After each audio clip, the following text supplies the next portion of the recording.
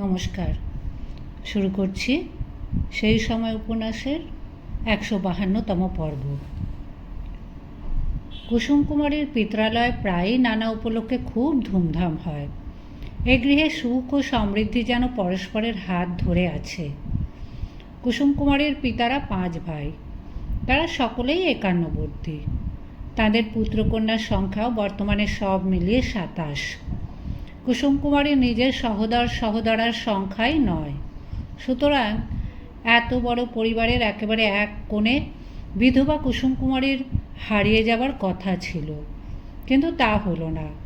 বিধবা বলেই কুসুম কুমারীকে ঠেলে দেওয়া হলো না ঠাকুর ঘরে।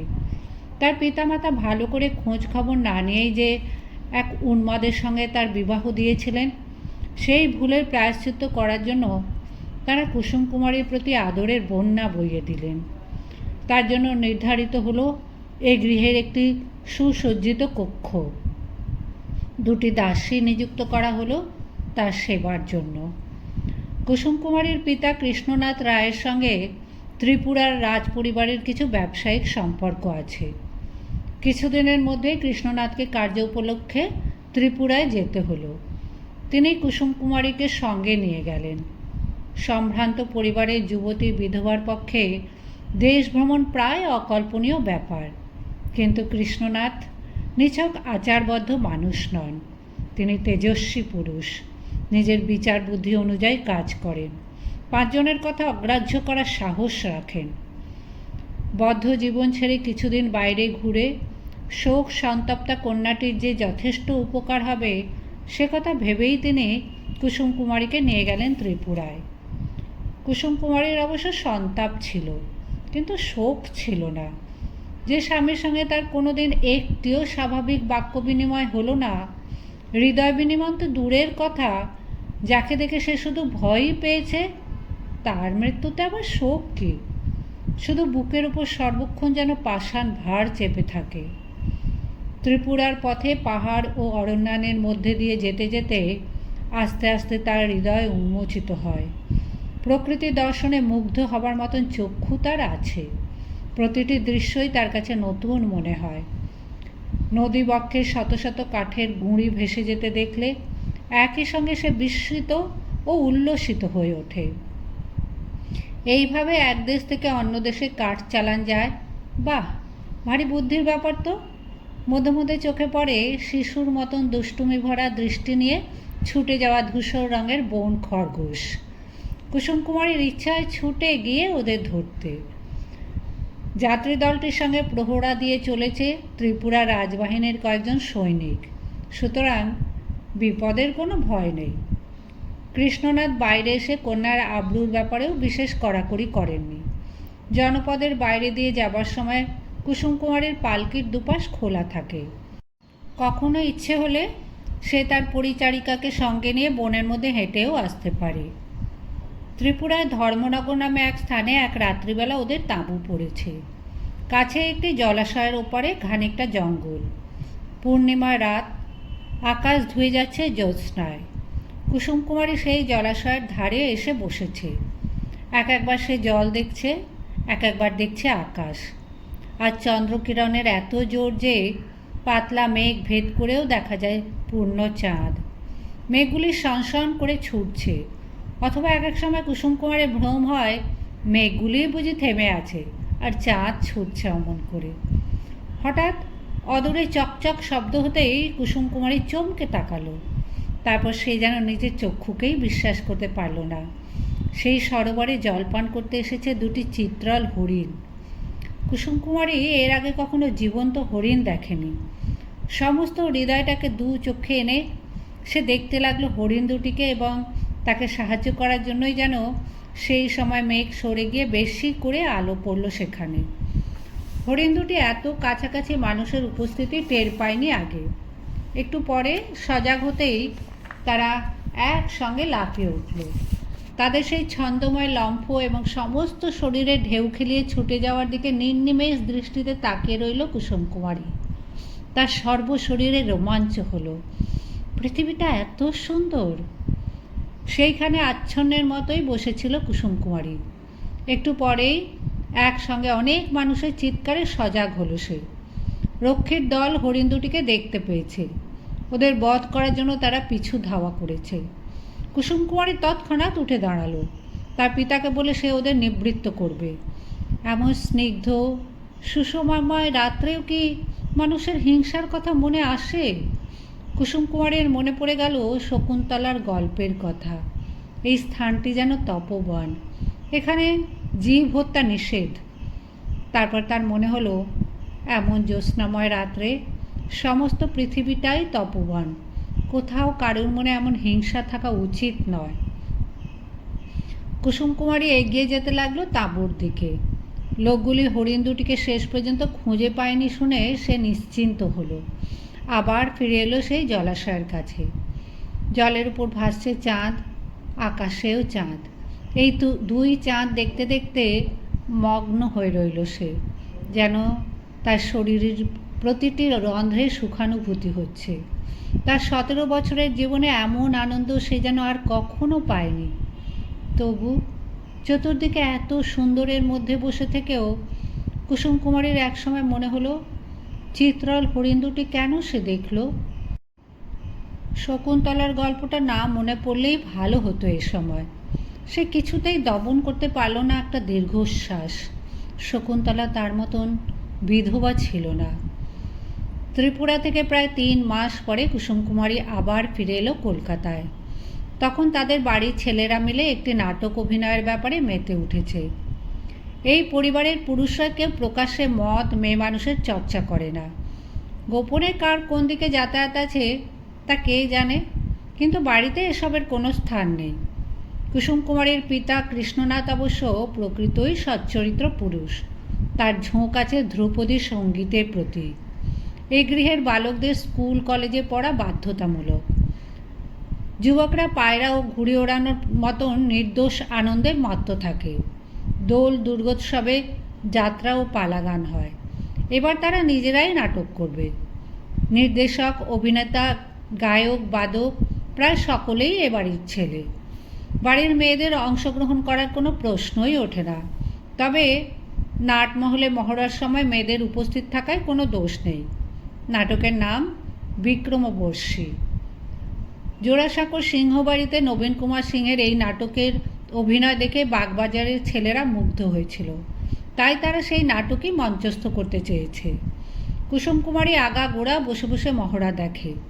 একবার সে তার মেজদা, ছোটদা, ফুলদাদের কিছু কিছু নির্দেশও দেয়। একদিন দুর্গামণি একটি পত্র পাঠালো তাকে।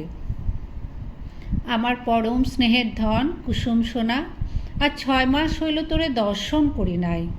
দিবা রাত্র বারবার মনে পড়ে তব ফুল্ল কুসুমিত মুখখানি, ওই নীল নয়নমণি দুইটি, কি কহিব, সর্বদা আমার সঙ্গে সঙ্গে ফেরে। তুই এই পাপের গৃহে আর কোনোদিন পদস্পর্শ করিবি না জানি কেনই বা করিবি। তোর উদ্ধার হইয়া গিয়াছে।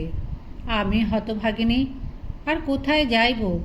এই পাপ পুরীতেই পচিয়া মরা বই, আর কোনো গতি নাই। শ্রীমান সত্যপ্রসাদ মধ্যে মধ্যে তোমার কথা বলে। বেচারি বড় মুসরাইয়া পড়িয়াছে। উহার বোধহয় এ স্থান হইতে বাস উঠিল। উহার মাতা বিবাহের জন্য পীড়াপিড়ি করিতেছেন। সে পাশ না দিয়া বিবাহ করিতে চাহে না, আর খেলা জমে না। ওরে কুসুম, তুই বড় বাঁচিয়া গিয়াছিস। রাক্ষস পাগল স্বামীর সহিত সারা জীবন জ্বলিয়া পুড়িয়া মরার চাইতে স্বাধীন বৈধব্য 100 গুণ ভালো। স্বাধীন বৈধব্য এমন কথা সত্যপ্রসাদ একবার তোর সম্পর্কে বলিয়াছিল। আমার বড় মনে ধরিয়াছে। আহা, আমি যদি এই মতো স্বাধীন বৈধব্য পাইতাম। তুই বিধবা থাকিবি কেন? আমার মতন তোর বয়স তো 3 কাল গিয়ে 1 কালে ঠেকে নাই। ঈশ্বরচন্দ্র বিদ্যাসাগর অবলাদিগে সুরাহা করিয়াছেন। তোর কাঁচা বয়স, তোর পুনরায় বিবাহ হইবেই হইবে। এমন যা রূপ, সেই যে বৃন্দাবন গোস্বামী ঠাকুর একবার গান শোনাইয়াছিলেন, ঢল ঢল কাঁচা অঙ্গে লাবণী, তুই যেন সেই। বলিব কি কুসুম, আমি যদি পুরুষ মানুষ হইতাম তবে বলপূর্বক তোরে হরণ করিয়া লইয়া যাইতাম কোনো দূর দেশে। আমার এই জীবনটা বৃথাই গেল। তুমি ভাগ্যবতী হও। কোনো রূপবান গুণবান পুরুষ তোমারে গ্রহণ করিয়া ধন্য হন। সত্যপ্রসাদ এই পত্র পাঠ করিবার জন্য আকুতি করিতেছে, তাহাকে দেখাইব না, সুতরাং আর লিখিব না। ইতি তোমার খুড়ি ঠাকুরানী দুর্গামণি। পত্রখানি অন্তত 10 বার পাঠ করল কুসুম কুমারী। পড়তে পড়তে সে হাসল, কাঁদল, তারপর সেখানে কুটি কুটি করে ছিঁড়ে সে উড়িয়ে দিল বাতাসে। এই পত্র অন্য কেউ দেখে ফেললে কতখানি লজ্জার ব্যাপার হবে। দুর্গামণির মুখের কোনো বাঁধন নেই, আবার বিবাহ, ছি! কুসুম কুমারী অবশ্য জানে না যে তার পুনর্বিবাহ নিয়ে ইতিমধ্যেই খানিকটা গুঞ্জন শুরু হয়ে গেছে। কুসুম কুমারীর জ্যেষ্ঠ ভ্রাতা নৃপেন্দ্রনাথের 2টি শিশুপুত্রের গৃহশিক্ষক যদুপতি গাঙ্গুলি। তার সঙ্গে নৃপেন্দ্রনাথের মাঝে মাঝে দেশ ও সমাজ বিষয়ে আলোচনা হয়। যদুপতি গাঙ্গুলি বিদ্যোৎসাহিনী সভার সদস্য এবং বিদ্যাসাগরের চেলা। নৃপেন্দ্রনাথ ওই যদুপতির প্ররোচনায় কয়েকটি দুস্থ বিধবার বিবাহের সময় কিছু আর্থিক সাহায্য করেছিলেন। কুসুম কুমারী এ বাড়িতে বিধবা হয়ে ফিরে আসার কিছুদিন পর যদুপতি একদিন নৃপেন্দ্রনাথকে বললেন, আপনি বিধবা বিবাহের সমর্থক, আপনি আপনার এই ভগিনীর আবার বিবাহ দিন না কেন? প্রস্তাব শুনে নৃপেন্দ্রনাথ আমতা আমতা করতে লাগলেন। তৎক্ষণাৎ সায় দিতেও পারেন না, আবার গৃহশিক্ষকের কাছে প্রাচীনপন্থী শাস্তেও চান না। তিনি বললেন, আমার অমত না থাকলেও আমার বাবা এবারে পরিবারের কর্তা, তাঁর সম্মতি বিনা তো কিছু হতে পারে না। যদুপতি তখন বললেন, আপনার বাবার কাছে এ প্রস্তাব পেশ করুন। তবে শুনেছি আপনার বাবা রামতনু লাহিড়ী মহাশয়ের একজন সুহৃদ। আপনি জানেন নিশ্চয়ই যে রামতনু লাহিড়ী, রামগোপাল ঘোষ প্রমুখ বিধবা বিবাহ কার্যে মহোৎসাহী। আচ্ছা দেখি বলে নৃপেন্দ্রনাথ তখনকার মতন এড়িয়ে যান। রাশভারী কৃষ্ণনাথের কাছে এরকম কথা বলতে নৃপেন্দ্রনাথের সাহস হয় না। কৃষ্ণনাথ যদি রাজি হন তো তক্ষুনি এমন সুপরামর্শের জন্য পাত্রকে স্নেহ সম্ভাষণ করবেন, আর যদি রাজি না হন তো অমনি একেবারে ক্রোধে অগ্নিশর্মা। নাছরবান্ধা যদুপতি কিছুদিন অন্তর অন্তরই বিষয়টা মনে করিয়ে দেয় নৃপেন্দ্রনাথকে। নৃপেন্দ্রনাথ এখন গৃহশিক্ষকটিকে দূর থেকে দেখলেই সোজা একেবারে শয়নঘরে ঢুকে দ্বার রুদ্ধ করে বসে থাকেন। তার সবচেয়ে ঘনিষ্ঠ 2 ভাইকে একটু বাজিয়ে দেখেছেন নৃপেন্দ্রনাথ। সেই ভাই দুটির কোনো আপত্তি নেই কুসুম কুমারীর পুনর্বিবাহে, কিন্তু তারাও কেউ কৃষ্ণনাথের কাছে গিয়ে এই প্রসঙ্গ তোলার সাহস পায় না। এক ভাই একটি কার্যকর বুদ্ধি দিল। কৃষ্ণনাথের মনোভাব যাচাই করার সাহস যখন তাদের নেই, তখন অন্য একটা পন্থা গ্রহণ করা যেতে পারে। রামতনু লাহিড়ী মহাশয়ের কাছে গিয়ে যদি অনুরোধ করা যায়, তিনি কৃষ্ণনাথকে কুসুম কুমারীর পুনর্বিবাহের কথা বলুন। কৃষ্ণনাথ রাজি না হলেও রামতনু লাহিড়ীর মতন মান্য বন্ধুর ওপর তো রাগ করতে পারবেন না। সেই অনুযায়ী রামতনু লাহিড়ীর খোঁজ নেওয়া হলো, কিন্তু দুঃখের বিষয় লাহিড়ী মহাশয় এখন কৃষ্ণনগরে। তার কলকাতায় আসা পর্যন্ত অপেক্ষা করা ছাড়া গতি নাই। কুসুম কুমারীর ফুলদাদা হেমেন্দ্রনাথ সাজছে উর্বশী। সে বেচারি 2 পা হাঁটলেই শাড়ি খুলে যায়। তা দেখে নাটমঞ্চের সিঁড়িতে বসা বাড়ির মেয়েরা একেবারে হেসে গড়িয়ে পড়ে। সদ্য কৈশোর উত্তীর্ণ হেমেন্দ্র রাগ করে বলে, দিদিরা থাকলে আমি পাঠ করব না, মহড়ার সময় ওদের থাকা চলবে না। তখন মেয়েরা কলকল করে ওঠে। কুসুম কুমারীর শেষ দিদি বলে, ওরে হেমু, আসল থিয়েটারের দিনে অ্যাক্ট করার সময় তোর যদি শাড়ি খুলে যায় তখন ভালো হবে। কুসুম কুমারী বলে, ও শেষদি, হেমু বলেছে উর্বশী মালকোচা মেরে শাড়ি পরবে। এক হাতে তলোয়ার ধরা পুরুষরা পর্যন্ত হেসে ওঠে। নাট্য নির্দেশক পিস্তুত দাদা নগেন্দ্রনাথ গুরুগম্ভীর কণ্ঠে বলে, আই কি হচ্ছে, এটা ছ্যাবলামোর জায়গা? ইন্দু, শশী, কুশি, কেমি, তোরা এবার ভাগ এখান থেকে। সেজ দিদি ইন্দুমতি বলেন, তোরা থিয়েটারের সময় লোক হাসালে আমাদের বাড়ির নাম খারাপ হবে না?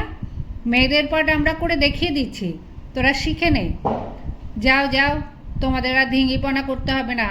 এখনই এইদিকে বড় দাদা এসে পড়লে দেখাবে মজা। ওমা ওমা, নন্তুর শাড়িতে বেল্ট বেঁধেছে দেখ। অনন্তু, সখীরা বেল্ট বেঁধে স্টেজে নামবে নাকি রে?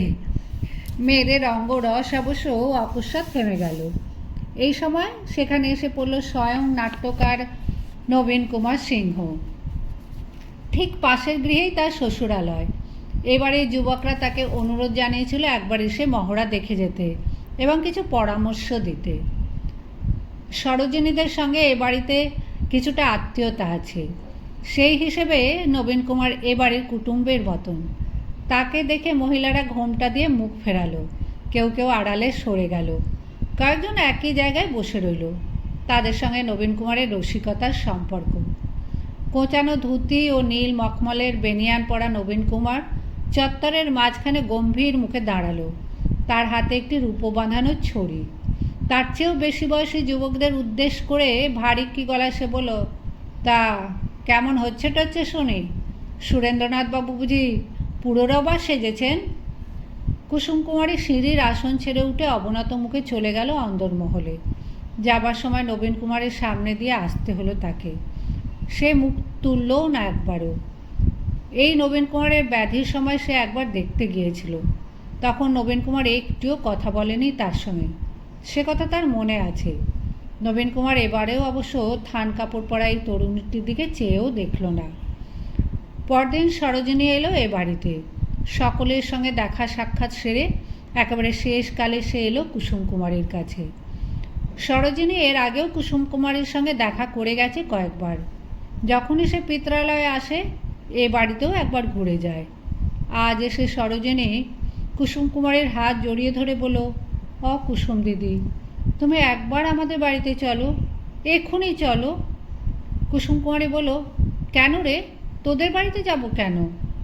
সরোজিনী তাকে টেনে তোলার চেষ্টা করে বলল, চলো না, একবারটি চলো, আমার আর্যপুত্র তোমার সঙ্গে কথা কইতে চেয়েছেন। কি বললি? কি পুত্র? আর্যপুত্র। আমি সবসময় অন্যদের কাছে আমার বর বলি তো, তাই উনি বলেছেন বর বলো কেন? বর তো শুধু বিয়ের দিন হয়। তোমাকে কি এখন আমি আমার কোণে বলবো? তুমি আমায় রাজ্যপুত্র বলবে। কুসুম কুমারী হেসে বলল, ও আর্যপুত্র, বরের বদলে আর্যপুত্র, এ যে কেমন যাত্রা যাত্রা শোনায়। কি করি বলো দিদি, ওনার যে খেয়াল, কত রকম খেয়াল যে ওর হয়। তা তোর বরের সঙ্গে আমি কি কথা কইব? একবার চলোই না। তুমি যে বেধবা হয়েছ সে কথা তো উনি জানতেনই না, আমি কাল রাতের বেলায় বললুম। তা শুনে উনি বলেন, আহা, কোন মেয়েটি গো, সেই যার সঙ্গে আমাদের পুতুলের বিয়ে হয়েছিল, তাকে একবার ডাকো না। সরো, তুই যেমন পাগল তোর বড় তেমনি পাগল। সেই পুতুল খেলা, সেসব কবেকার কথা। বিধবা মেয়েকে কি পরের বাড়ি যেতে আছে? আমরা তোমার পর, আমাদের বাড়ি তোমার হলো গে পরের বাড়ি? সরোজিনীর স্বভাবটি এখনও ছেলে মানুষেতে ভরা। কুসুম কুমারী যে সে বয়সেও কিছুটা ছোট। একটু অমনমতো কথা শুনলেই সে অভিমানে ওষ্ঠ ফোলায়। তার সরোজিনীর অভিমানের কারণ আছে। দুই পরিবারের প্রাসাদ একেবারেই সংলগ্ন বলা যায়। এ ছাদে ও ছাদে কথা হয়। অন্দরমহলের পেছন দিকে দুই বাড়িরই বাগান এবং ঝিল। এ বাড়ি ও বাড়ির মেয়েরা সব সময় যাতায়াত করে। তবু কুসুম কুমারী যেতে লজ্জা করে। সরোজিনীও কিছুতেই ছাড়বে না। শেষ পর্যন্ত কুসুম কুমারী গেল তার মায়ের কাছে অনুমতি চাইতে। তার মা পূর্ণপ্রভা বললেন, ও মা, তুই বসুদের বাড়ি যাবি, তাতে আবার কথা কি? তিনি সরোজিনীর চিবুক ছুঁয়ে অনেক আদর করলেন। নবীন কুমার পালঙ্কে শুয়ে একখানি বই পড়ছিল। সরোজিনী ঘরে ঢুকে বলল, এই যে কাকে এনেছি দেখুন। নবীন কুমার দেখল এক গলা ঘোমটা টানা, এক থান পড়া মূর্তি ঈষৎ পাশ ফিরে দাঁড়ানো। মুখখানা দেখবার কোনো উপায় নেই। নবীন কুমার বলল, এই যে মিতেনি, আমায় চিনতে পারো? কুসুম কুমারী কোনো উত্তর দিল না। নবীন কুমার বলল, সরোজ, তোমার মিতেনি কি অমন উল্টো দিকে ফিরে থাকবে? সরোজিনী বলল, আপনি ভুলে গেছেন, ও আমার মিতেনি কেন হবে? কুসুম দিদি তো ছিল আমার দিদির মিতেনি। নবীন কুমার বলল, তা না হয় হলো, উনি কি আমার সঙ্গে কথা বলবেন না? সরোজিনী বলল, ও কুসুম দিদি, তুমি এত লজ্জা পাচ্ছ কেন গো? তুমি তো আগে আমার বরের এই থুড়ি আমার আর্যপুত্রের সঙ্গে কথা কইতে। কুসুম কুমারী ফিসফিস করে কি যেন বলল তাকে। সরোজিনী বলল, তুমি ওরকম করো না তো। বিধবা হলে বুঝি কথা কইতে নেই? শান্তিমাসি কি চন্দ্রনগরের পিসমশাইয়ের সঙ্গে কথা বলেন না? নবীন কুমার হাত জোর করে ছদ্ম কৌতুকে বলে, হে দেবী, একবার আমায় দর্শন দান করে ধন্য করুন। আপনি কি জানেন না বিধবা কুন্তী তার দেওর বিদুরের সঙ্গে কথা কইতেন? সরোজিনী জোর করিয়ে সরিয়ে দিল কুসুম কুমারের মুখের ঘোমটা। তবু সে এদিকে তাকাবে না। আবার মুখখানা জোর করে স্বামীর দিকে ফিরিয়ে দিল সরোজিনী। কুসুম কুমারের চক্ষু দুটি বোঁজা, তার ওষ্ঠোধ্যায় কম্পিত হচ্ছে লজ্জায়। কুসুম কুমারীকে দেখে চমকে উঠল নবীন কুমার। ইতিমধ্যে অনেক ঘটনা পার হয়ে এসেছে বলে এই মেয়েটির মুখখানি সে ভুলেই গিয়েছিল। এখন মনে পড়ল। অস্ফুট কণ্ঠে সে বলল, তুমি তুমি সেই বনজ্যোৎস্না? এবার নীল রঙের চক্ষু দুটি মেলে কুসুম কুমারী তাকালো নবীন কুমারের দিকে।